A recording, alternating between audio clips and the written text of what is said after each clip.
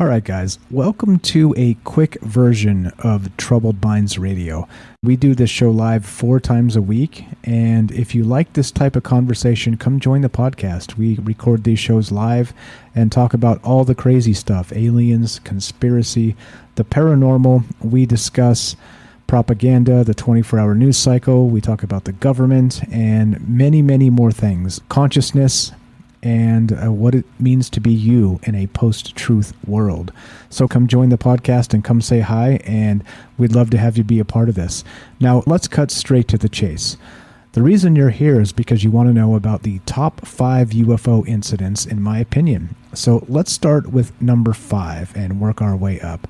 We're going to start with this one known as the Gorman UFO dogfight. Now, this is interesting because, well, actually for a number of reasons. We have multiple witnesses.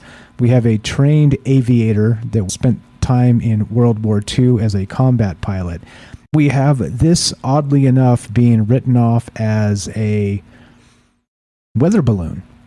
Spoiler alerts, right? But this is the horrible part about some of these incidents that we talk about, is they've been debunked or written off as something else that they may or may not be. So anyway, let's begin here.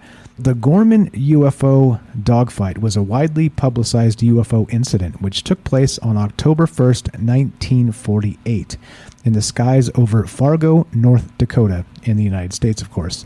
The USAF, or the United States Air Force, Captain Edward J. Ruppelt wrote in his best-selling and influential book, The Report on Unidentified Flying Objects, that this particular dogfight was one of 3 classic UFO incidents in 1948 that proved to Air Force intelligence specialists that UFOs were indeed real. Now, notably, let's look at this as we begin, that it wasn't just spotted by one particular pilot, which we'll get to in just a moment. There was actually a football game happening. And in the football game where the individual in question here, the pilot, flew over, they had an entire group of witnesses that also saw this particular object. And there was a newspaper clipping, and the headline, oddly enough, read this: "Aerial display likely in Bison Augustana game tonight." But what they meant by aerial display was, of course, a passing game and not a running game, if anybody's familiar with American football out there. But that part really doesn't matter, other than there seemed to be a bizarre coincidence with the newspaper headline from that day and exactly what went down in the sky as our hero here, the pilot that encountered the UFO, actually ran into. So let's begin. He actually was flying what is known as a P-51 Mustang, all right? So he'd been on a cross-country flight with his squadron of the National Guard, and upon return to Hector Airport in Fargo, he elected to log some night flying time. So he remained airborne after the other planes had landed. He circled his P-51 over the lighted football stadium and around the city and was preparing to land about 9 p.m., Now, notably, again, this football stadium, between the individuals there in the newspaper article, as you saw, the Bison Augustana game, many witnesses on the ground saw what happened in the sky just above the football stadium here.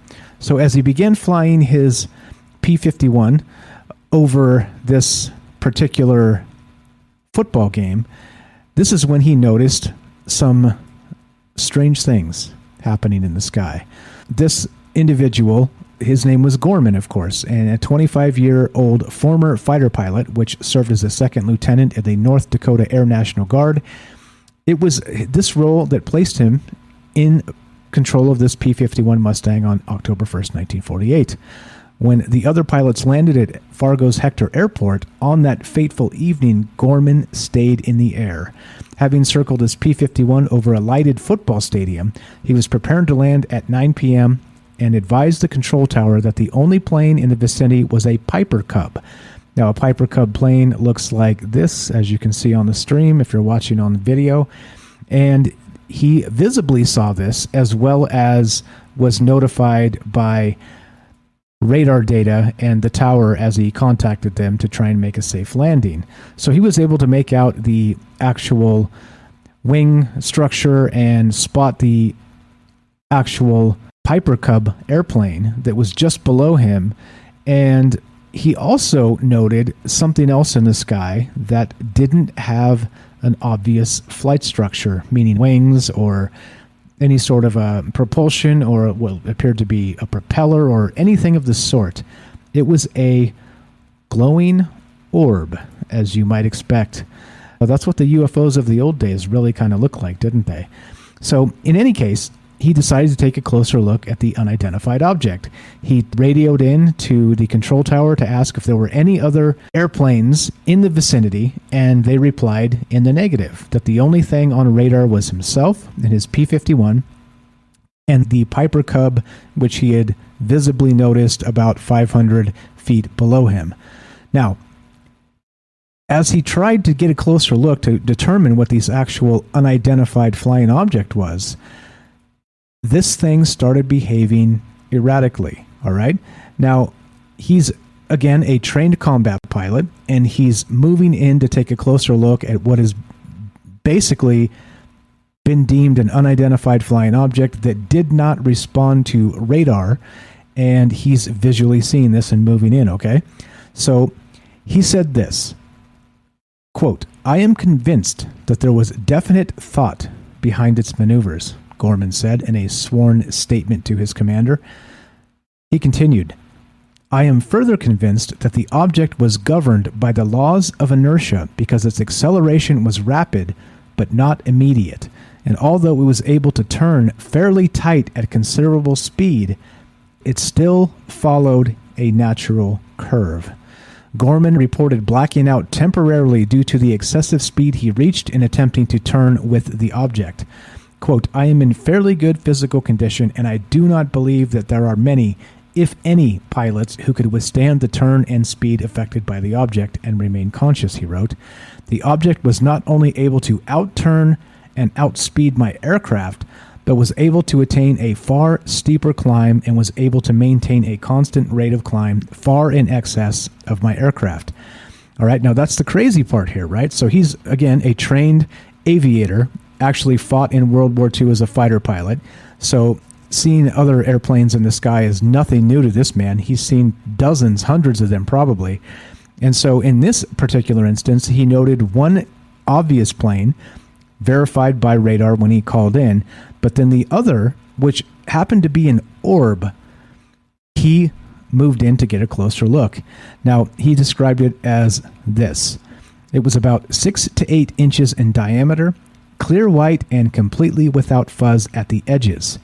It was blinking on and off. As I approached, however, the light suddenly became steady and pulled into a sharp left bank. I thought it was making a pass at the tower. This is when it gets crazy. So it starts maneuvering, trying to evade him, or basically turning this into what you could describe as nothing other than a dogfight with a UFO. So he said this, "When the object was coming head-on, I held my plane pointed right at it. The object came so close that I involuntarily ducked my head because I thought a crash was inevitable. But the object zoomed over my head." Now, after the encounter, a shocked Gorman had difficulty landing his plane because he was so shaken up. Later, he told the Fargo Forum that the event was the weirdest experience I've had in my life. The object made no sound and left no exhaust trail or odor. Later, the pilot drew a diagram of what he experienced, which is now public after the Air Force declassified it. This is incredibly strange because not only do you have Gorman as the witness, his co-pilot signed off as seeing everything that he described. We have this other airplane that also was able to radio into the tower and look off to their west and see this same object that Gorman encountered, the UFO. And we have dozens or even hundreds of witnesses down below at the football game.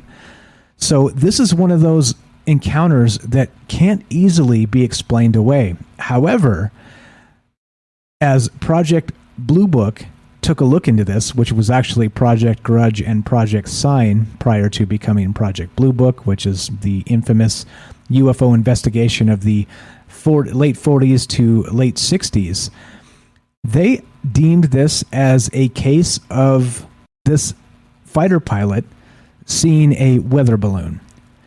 Now, he stated that he accelerated to 400 miles per hour, the top speed of the P-51, to try and catch this, quote, weather balloon, which was described after the incident, and he could not do that.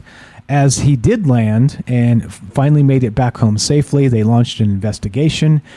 They took readings of his airplane and determined that he had been in contact with some sort of radiation, which of course thickened the plot, as it were, because then there were some theories that maybe the airplane itself was using a nuclear power or something that emitted radiation.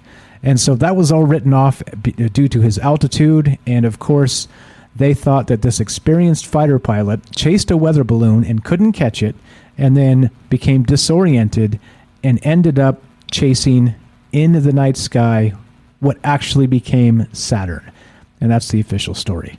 Now, as always, when we talk about these things on Troubled Minds in this podcast, you have to make up your own mind. Clearly, the official story is never going to be the full truth, because they do a good job of redacting things, spinning information, and straight up covering up UFO incidents like this. So you tell me, what do you believe? And if you enjoy this conversation, stick around for number 4 on the list of most amazing, most incredible, top 5 UFO encounters. All right, let's continue with number 4 of our most incredible UFO encounters. Now, this particular encounter is known as the Mantell UFO incident, and it happened on January 7th, 1948, and then 25-year-old Captain Thomas F. Mantell was a Kentucky Air National Guard pilot who ended up chasing this particular UFO in question that day, and unfortunately, as a spoiler alert here, ended up dying as a result of chasing this UFO. Now, he was in pursuit, of course, and the event was one of the most highly publicized UFO incidents in the late 1940s. Of course, don't forget Roswell, the fabled Roswell crash was in 1947, so this was merely a year later, approximately. Later investigation by the United States Air Force, by the USAF Project Blue Book investigation, indicated that Mantell may have died chasing a skyhook balloon, which in 1948 was a top secret project that he would not have known about. And this is what a skyhook balloon looks like if you guys are watching the video version of this. Now, oddly enough, we have 2 similar cases to begin this top 5 most amazing UFO incidents. The problem here is we're talking about professional aviators that have spent combat time mistaking simple balloons for UFOs, otherworldly objects, as it were. So it is a notable thing that if you have a professional aviator that has to live and die by identifying which craft may be in the air, this in particular is more than a little bit tragic, let's say. So here we go. As this happened, for about an hour and 25 minutes, dozens of people, including Colonel Hicks, which was on the ground at the Godman Army Airfield at Fort Knox, Kentucky, were witnessing the UFO as it seemed to hang motionless in the southwestern sky. In the towns of southern Kentucky, people watched the UFO, some claiming it drifted silently and slowly to the south. Others thought it hovered for a few minutes and then resumed its slow flight. The witnesses were clearly describing something that was moving very slow. At 2:45 p.m., the situation suddenly changed. A flight of P-51 Mustang fighters, which actually had just been named to the F-51, flew over Godman Army Airfield. With the UFO still visible, the flight leader, Captain Thomas Mantell, was asked if he would investigate. Mantell replied that he was merely ferrying the aircraft, but that he would attempt an intercept. He began a spiraling, climbing turn to 220 degrees and 15,000 feet. As he reached 15,000 feet, Mantell radioed the tower. Records of that transmission are in dispute. Mantell did say that the object was, quote, above me and appears to be moving about half my speed. Later, he would report that it was, quote, metallic, and it is tremendous in size. With the UFO still above him, he reported he would continue to climb. The records are also confusing about the altitudes that various pilots reached. Mantell and two of his wingmen reached 15,000 feet. Some of the documentation suggests that all three aircraft reached 22,000 feet, where the two wingmen who had stayed with him, Lieutenant A.W. Clements and Lieutenant B.A. Hammond, turned back. The oxygen equipment in one of the fighters had failed, and military regulations required that oxygen be used above 14,000 feet. Hammond radioed that they were abandoning the intercept, but Mantell, who had no oxygen equipment on his aircraft, continued to climb. He did not acknowledge the message from Hammond. For 30 minutes, as the flight chased the huge object, each of the wingmen broke off the intercept. Now, at 3:10 p.m., which is more than 20 minutes later, Mantell was the only pilot left chasing the object, and he was alone at approximately 23,000 feet in the air. According to the documentation, he either told his wingman that he was going to climb to 20,000 feet, and if he could get no closer or observe anything else, he would break off the intercept. Others suggested that he said he was going to 25,000 feet for 10 minutes. The last that anyone saw of him, he was climbing toward the UFO, but made no more radio calls to either his wingmen or the control tower at Godman. By 3:15, everyone had lost both radio and visual contact with him. Now, this is exactly what we're talking about, right? So, was Thomas Mantell so mistaken and caught up describing this particular UFO as a gigantic object, something metallic, or is this entirely different? So, if you go by the official story, which is what I just described to you there, they're saying it's some sort of weather balloon, some sort of skyhook weather balloon, which was classified at the time, and Mantell would have never known it could have been exactly that. We have witnesses on the ground describing this as moving very slowly. We have his actual wingmen that chase this thing with him. It seems odd to me that once again we have these seasoned aviators, these people that are professional pilots that are trained observers, misstating exactly what happened here regarding whether it was 20,000 feet, 25,000 feet, whether Mantell said he was going to continue pursuing or not. The other odd part is, of course, he ended up crashing. It's unfortunate, but he did send some last messages here. So he said this. So at 3:10 p.m., Mantell was the only fighter left chasing the object, which we described at approximately, say, 23,000 feet. He was still climbing toward the UFO when he made no more radio calls to either his wingman or the control tower. And, of course, at 3:15, everyone lost radio and visual contact. Now, the radio conversation between control and Godman is essentially as follows. Colonel Hicks says this: object traveling at 180 miles per hour, half my speed. Lieutenant Orner's account said this: high and traveling about half my speed at 12 o'clock position. And then later, closing in to take a good look. No further word heard by Orner. Later, we have the account from Quentin Blackbell. Sergeant Quentin Blackbell says, object traveling at 180 miles per hour directly above and ahead, now moving at about half my speed. So we're talking about what is described as a weather balloon, right? As this skyhook balloon traveling at 180 miles per hour and not able to be caught by these particular aircraft. So once again, you tell me. If this is probably one of those strange ones where I guess you'd have to be there. I guess you'd have to have some flight experience, and that definitely helps when you're describing things like this. But tragically, of course, Mantell ended up actually crashing. Thomas Mantell crashed and lost his life that day.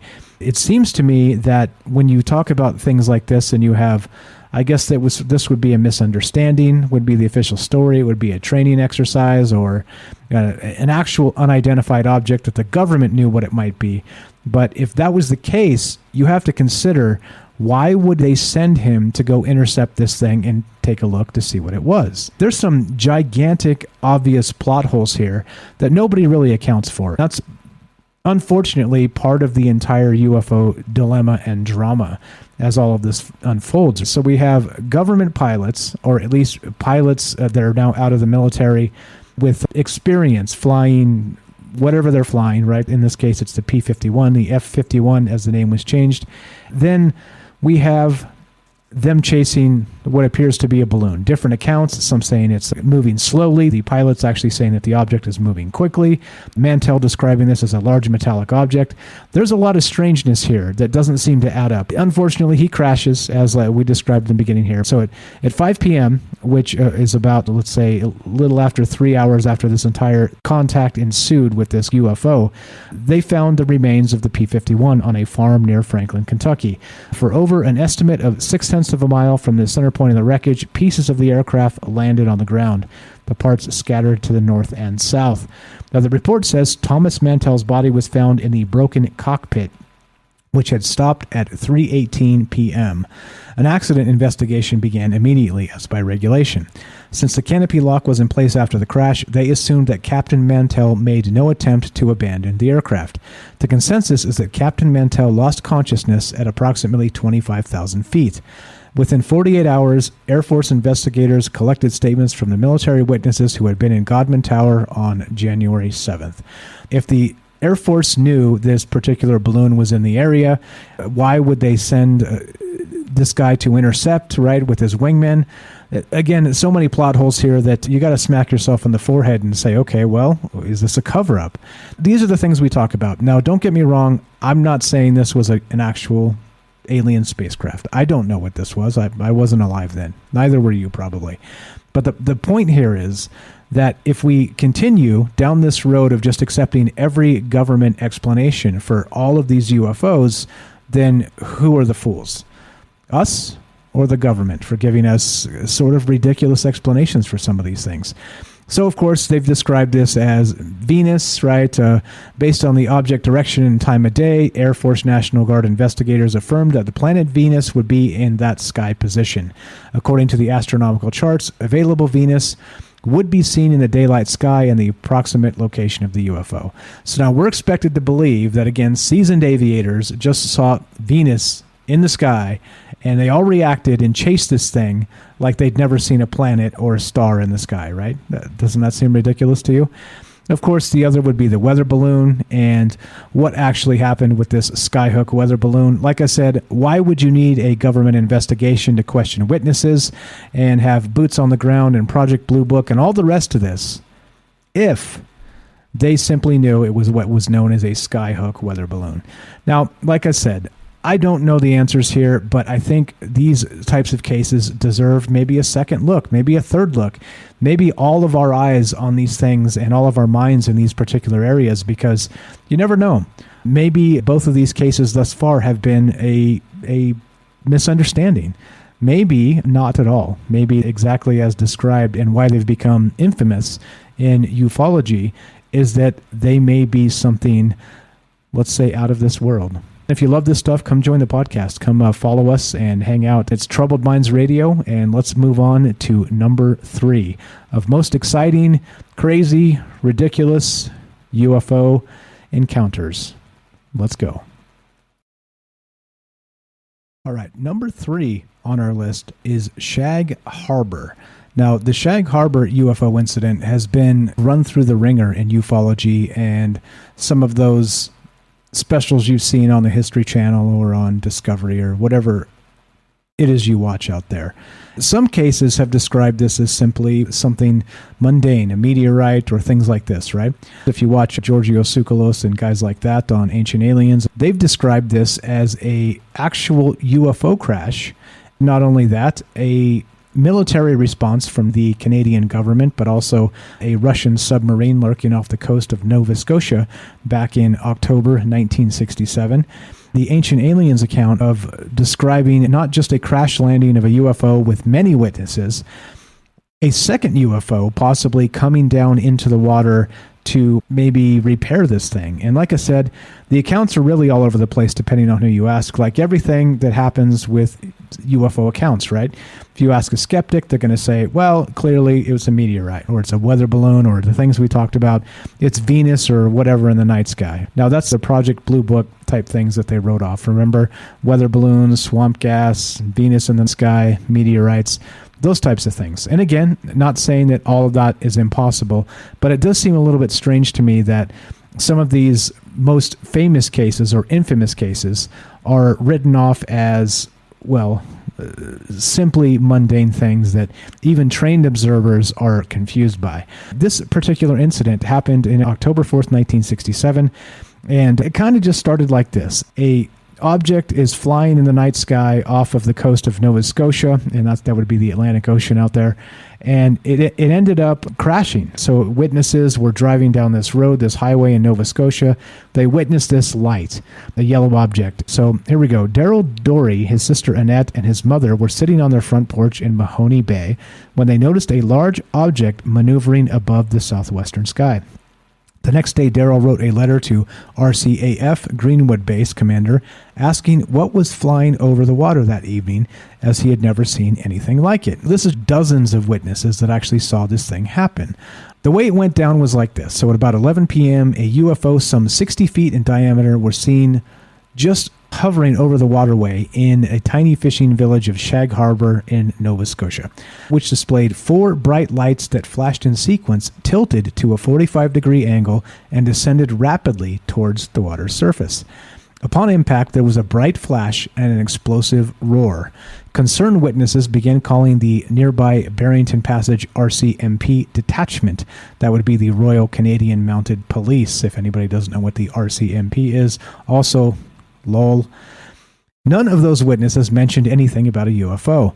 Most believed that a large aircraft had ditched into the harbor and there might be survivors. So eventually 3 of these Royal Canadian Mounted Police officers arrived at the shore near the impact site. Corporal V. Werbicki and Constable Ron O'Brien, dispatched from the Barrington Passage detachment, were approached from east of the site. Constable Ron Pond, who was on highway patrol, was heading towards Shag Harbor from a position west of the impact site, and his position allowed him to view the UFO while it was still in flight. Now, notably, Ron Pond was a highway patrol officer that was out there. He was driving, and he was able to witness this UFO as it crashed into the harbor. The unusual lighting configuration and flight characteristics tipped Officer Pond off to the unusual nature of the object long before he heard from Corporal Werbicki, who received his information through the initial complaints to the detachment. Of course, we have people driving on the highway that also saw this. And as these officers, the RCMP and the highway patrol officer, met, they found that the UFO was still floating on the water about a half mile from the shore. It was a glowing pale yellow and was leaving a trail of dense yellow foam as it drifted. Neither the Rescue Coordinator Center in Halifax nor the nearby NORAD radar facility at Baccaro, Nova Scotia, had any knowledge of missing aircraft, either civilian or military. Officer Pond reported that the object had changed during its descent to the water's surface, meaning it changed shape, and that it appeared to be no known object. Other local witnesses described much the same details as those of Officer Pond. Also, a Coast Guard lifeboat from nearby Clark's Harbor and several local fishing boats were summoned to investigate. But the UFO had submerged before they reached the site. The sulfurous-smelling yellow foam continued to well to the surface from the point where the UFO went down, and a 120 by 300-foot slick developed. Search efforts continued until 3 a.m. and then resumed at first light. You see what's going on here? Everybody involved was convinced that something real and unidentified had gone into the water. So now we have, again, trained observers, we have multiple witnesses, we have what appears to be some sort of yellow glowing orb crashes into the harbor and actually submerges underwater. And then on top of that, no civilian or military aircraft as part of this being an aircraft they can easily point to. So the next morning, a preliminary report was sent to Canadian Forces headquarters in Ottawa. After communicating with NORAD, Maritime Command was asked to conduct an underwater search ASAP for the object responsible for the concern in Shag Harbor. 7 Navy divers with the HMCS Granby searched throughout the daylight hours until sundown, October 8th in 1967. On Monday, October 9th, 1967, Maritime Command canceled the search effort, claiming nil results. Outside of the local area, media attention quickly faded. Oddly enough, notably, when the government and the media complex, right, look up Operation Mockingbird if you're not aware of that, if they want a story to go away, these things tend to just go away, don't they? The Vegas shooting is another example. Check that out. It came and went. Everybody forgot about it because it couldn't be easily politicized. It was uncomfortable. There were some implications that it could be some other thing happening. The government just kind of swept it aside. But then, just as a quick example there, notice the one that happened at the school, Stoneman Marjorie Douglas. They talked about that for 6 months or 8 months straight on CNN. My point is, if the government wants a story to go away, it goes away. And that's exactly what happened here. The Shag Harbor UFO crash retrieval became case number 34 in the infamous Condon Committee report, which would serve as Project Blue Book's swan song. The case was brought to Dr. Condon's limited attention by the late Jim Lorenzen of the Aerial Phenomena Research Organization, and Dr. Levine, the investigator assigned to the case, allocated the grand total of 2 long-distance phone calls to the investigation. One call was to the watch officer at Maritime Command, and the other was a Royal Canadian Mounted Police spokesperson. And of course, well, they didn't get any information. Dr. Levine was assured that there was nothing to the case and that further investigation was futile. Thus, interest in the Shag Harbor case withered away. And like I said, the Discovery Channel, History Channel have done features on this particular crash, and even made some amazing claims, like a UFO crash, and then another one came to its aid, and then they all floated out further away from the harbor itself, out into the Atlantic, and then flew off. That's the Giorgio Tsoukalos Ancient Aliens super tinfoil hat version. But I don't know exactly what happened. As usual, this is a tantalizing and frustrating case of what may have happened in the past, and where some describe it as a possible plane crash, others have described it as a straight-up UFO. And that's why we talk about these things. That's why we consider these things, and that's why we're going to continue doing this. So let's move on, shall we? That is Shag Harbor at number 3. Now, let's move to our second craziest UFO encounter ever. Let's do it. Number 2 on our list of most amazing, outrageous, noteworthy UFO encounters is known as the Battle of Los Angeles. Now, the Battle of Los Angeles, also known as the Great Los Angeles Air Raid, is the name given by contemporary sources to a rumored attack on the continental United States by Imperial Japan and the subsequent anti-aircraft artillery barrage, which took place from late February 24th to early February 25th in 1942 over Los Angeles, California. The incident occurred less than 3 months after the U.S. entered World War II in response to the Imperial Japanese Navy's surprise attack on Pearl Harbor, and 1 day after the bombardment of Elwood near Santa Barbara on the 23rd of February. Now, the bombardment there was actually by a Japanese submarine just off the California coast, and that did happen. That was a real thing, which unfortunately is how this is described away, as being some sort of military operation, and jitters were super high because the war had just began. You have this horrific event that happened at Pearl Harbor with the Japanese sneak attack, and lots of people dead, huge casualties, and the major damage to the Pacific Fleet. I want to point out that February 25th, 1942, just 2 hours up the road, this particular area was the subject of a Japanese raid. The Japanese sub prowling the waters off the California coast fired several shells at targets in the area, causing minimal damage but initiating the invasion scare that followed. So you see, right? We have World War II jitters. We have an actual attack from a Japanese submarine, and then we have what became known as the Battle of Los Angeles. The evening of February 24th, 1942, when naval intelligence instructed units on the California coast to steel themselves for a potential Japanese attack. All remained calm for the next few hours, but shortly after 2 a.m. on February 25th, military radar picked up what appeared to be an enemy contact some 120 miles west of Los Angeles. Air raid sirens sounded and a citywide blackout was put into effect. Within minutes, troops had manned anti-aircraft guns and began sweeping the skies with searchlights. It was just after 3 a.m. when the shooting started. Following reports of an unidentified object in the skies, troops in Santa Monica unleashed a barrage of anti-aircraft and .50 caliber machine gun.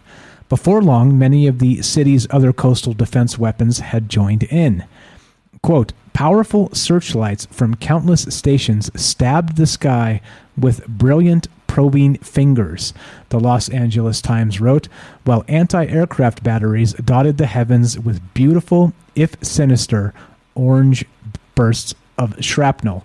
This is referring to the infamous photo of the Battle of Los Angeles, which many of you have seen this, where there appears to be some object in the sky. Not only that, there are spotlights, searchlights, all aimed at this thing, clearly denoting something is up there, all right? They're all pointing at the same spot. You can see what appears to be, who knows, it's definitely something that's illuminated because all the lights are clearly on this thing.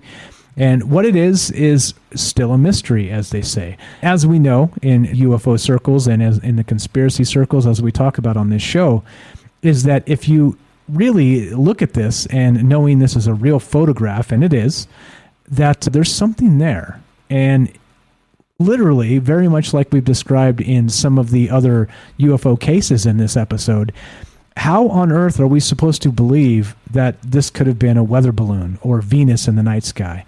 I mean, sure, fine. Everybody was on edge. Nerves are a thing. People are human. All of that, right? People make mistakes. But when you start looking at some of the evidence here of what actually happened and them firing .50 caliber anti-aircraft shells at this thing in the night sky, I'm not so sure. So here we go. Chaos reigned over the next several minutes. It appeared that Los Angeles was under attack, yet many of those who looked skyward saw nothing but smoke and the glare of fire. Quote, imagination could have easily disclosed many shapes in the sky in the midst of that weird symphony of noise and color, Coastal Artillery Corps Colonel John G. Murphy later wrote, but cold detachment disclosed no planes of any type in the sky, friendly or enemy. So you tell me, if nobody saw any airplanes, what the hell were they shooting at? That's my question here, right? And as usual, what do you think this got explained as? This is a balloon, right? This is a balloon. Yeah, crazy stuff. So here we go. For others, however, the threat appeared to be very real. Reports poured in from across the city describing Japanese aircraft flying in formation, bombs falling, and enemy paratroopers. There was even a claim of a Japanese plane crash landing in the streets of Hollywood, which, by the way, isn't so incredibly far-fetched because if you look it up, a Japanese Zero fighter plane actually did crash on the Oregon coast during World War II, or just thereafter. So it's not that far out of the bounds of reason, okay? Just so you know. Here's a quote. I could barely see the planes, but they were up there all right, a coastal artilleryman named Charles Patrick later wrote in a letter. He continued, I could see 6 planes and shells were bursting all around them. Naturally, all of us fellows were anxious to get our 2 cents worth in, and when the command came, everybody cheered like a son of a gun. They thought they shot these Japanese planes out of the sky. So the barrage continued for over an hour. By the time a final all-clear order was given later that morning, Los Angeles' artillery batteries had pumped over 1,400 rounds of anti-aircraft ammunition into the sky. It was only in the light of day that the American military units made a puzzling discovery. There appeared to have been no enemy attack. Quote, although reports were conflicting and every effort is being made to ascertain the facts, it is clear that no bombs were dropped and no planes were shot down, read a statement from the Army's Western Defense Command. Ironically, the only damage during the battle had come from friendly fire. Anti-aircraft shrapnel rained down across the city, shattering windows and ripping through buildings. One dud careened into a Long Beach golf course, and several residents had their homes partially destroyed by 3-inch artillery shells. While there were no serious injuries from the shootout, it was reported that at least 5 people had died as a result of heart failure and car accidents that occurred during the extended blackout. In a preview of the hysteria that would soon accompany the Japanese internment, authorities also arrested some 20 Japanese Americans for allegedly trying to signal the non-existent aircraft. This seems crazy. This seems absolutely nutters that we would have 50 caliber shells firing out into what? Into what? Again, here's an actual photograph that was taken of the Battle of Los Angeles, if you guys are watching this on video, and this is horrific, right? So this actual photograph was taken by the LA Times, and again, February 24th, 1942, and this is real. This is a real photograph. So you tell me, right? What does that look like? Clearly, there's something there in these spotlights. So as usual, what they said was that it was a weather balloon. And, of course, it was World War II jitters about to happen and all the rest of this, right? And then, of course, a false alarm attack. Now, what witnesses have said that this thing actually just floated away.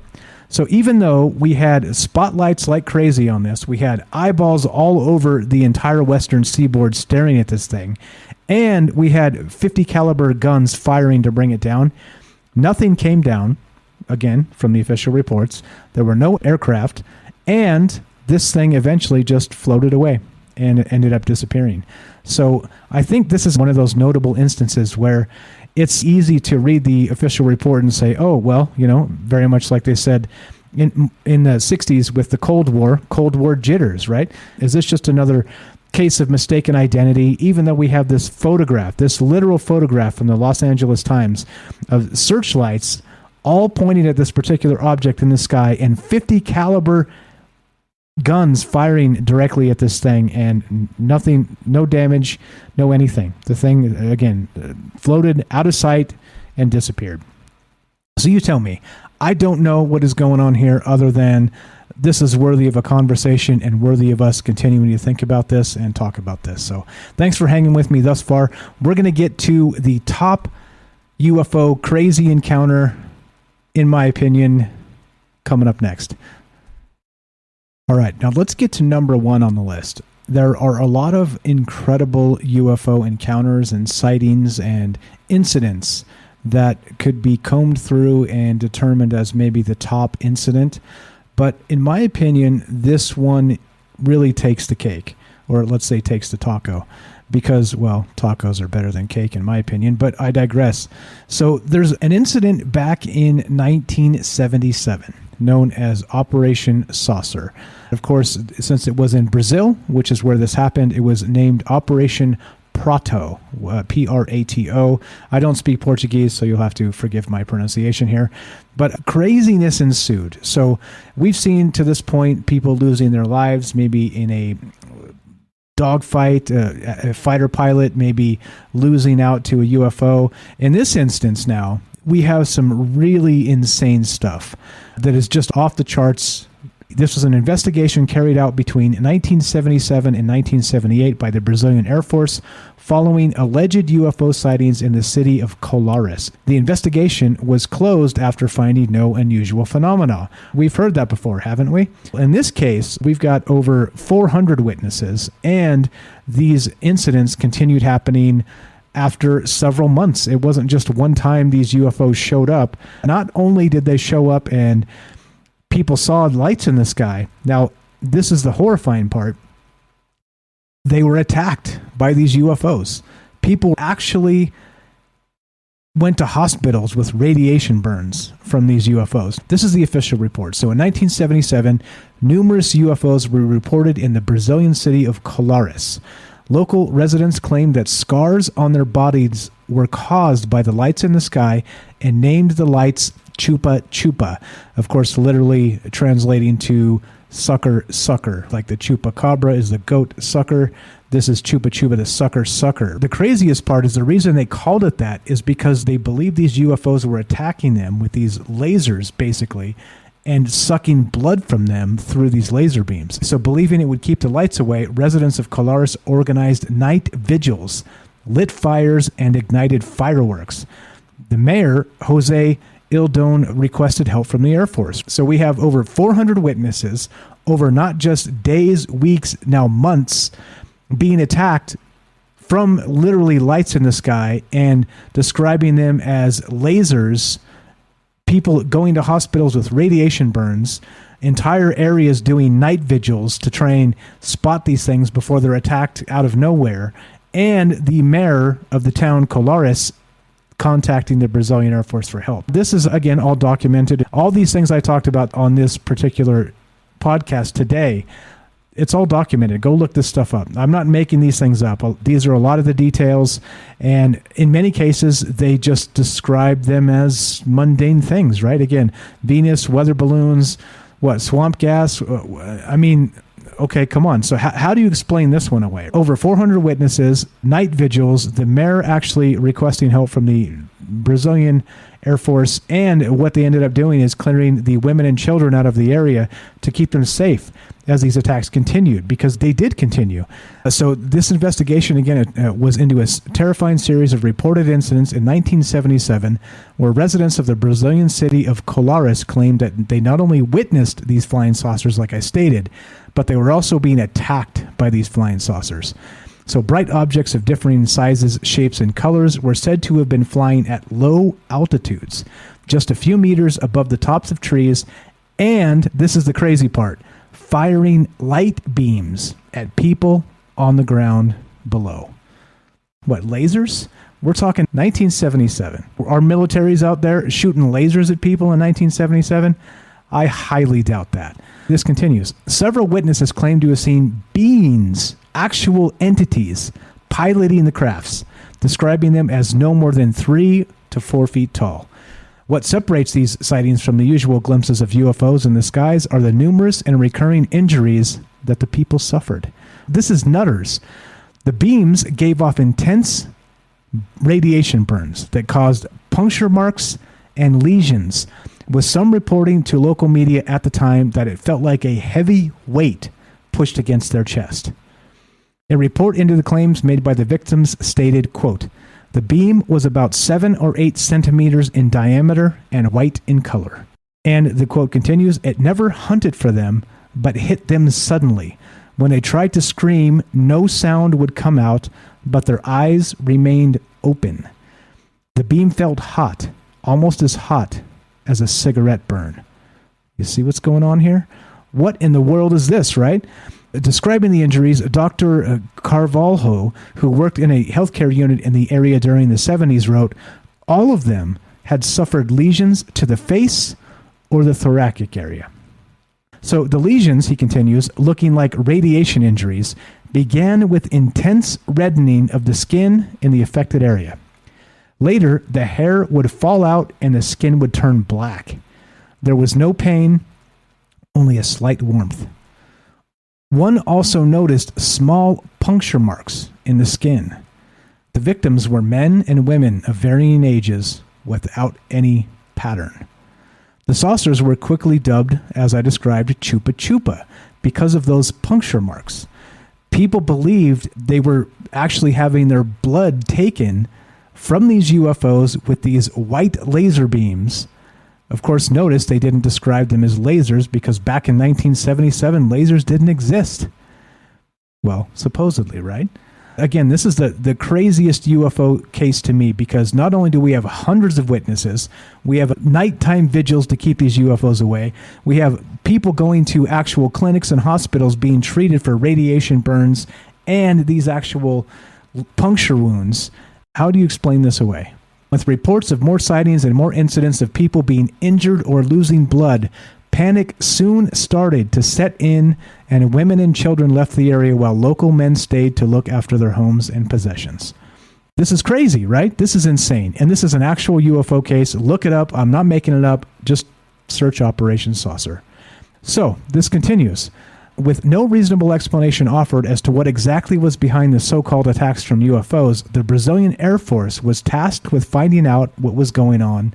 A 2,000-page military report was soon compiled featuring 500 photographs and 16 hours of film that the Brazilian Air Force reportedly witnessed with their own eyes. Ufologist Daniel Geese claimed in his book that several military personnel suffered nervous breakdowns, while others went completely insane during the course of the investigation. Are we talking huge exaggerations? Are we talking about people trying to get UFO clicks? to their websites. This is 1977, guys. There was no internet. The only way this gets picked up is by the media. As you know, this was not what is known as an international incident. Strange, right? You would figure if over months UFOs were attacking a population and the Air Force and the mayor had to get involved and try and ask for help and launch an investigation, this would have made international news. The operation never explicitly stated that UFOs or aliens were the official cause of the sightings and injuries. However, high-ranking officials from the Brazilian Air Force reportedly told a group of ufologists in 2004 that they had discreetly been studying the existence of UFOs since the mid-1950s. Yeah, I don't know. You tell me. I've talked about 5 separate cases here, and it sure seems like the most obvious explanation is never the explanation that is used. Notably, in this one, they couldn't say weather balloons, they couldn't say swamp gas, they couldn't say Venus or meteorites, they couldn't say any of those things because people were actually being attacked with lasers from UFOs. But if every single one of these cases is fake, then what the hell's going on here? Every UFO case is either misidentification or a government psyop then, right? Or some sort of government technology in a gain-of-function capacity. I don't know. I am not that answer guy, and that's what we do on this show. We go into some of these things and discuss what happened and why, and not just historically. There's all kinds of crazy things that happen in the news cycles today. That's what we do. That's what Troubled Minds is all about, because there are no easy answers. If you ask one person, you'll get one opinion. But if you ask 10 people or 100 people or 1,000 people, it becomes complicated because you start to get different answers, different theories, different opinions on the exact same thing. So again, if you love this, join the podcast, get your ass in here and let's talk about these things. Most importantly, let's think about these things. Is this real? Are there actual extraterrestrials doing their thing? Or is this some sort of government disinformation campaign? Or is it somewhere in between? That's why the conversation is so rich, because you can't just say, well, UFOs. And you can't just say, well, swamp gas. So thanks again for hanging out. I know it's been a long show. And if you're looking forward to more of this type of thing, come join us. We stream live 4 nights a week. We do a couple news shows as well on Twitch on Monday and Friday at 3 p.m. Pacific. The regular Troubled Mind show airs live, and we go Monday through Thursday at 7 p.m. Pacific. And you can find us on YouTube, Facebook, DLive, or Periscope. And of course, all this stuff goes to the podcast feed. So if you don't want to miss anything, just follow the podcast. It's probably the most convenient way to listen to this.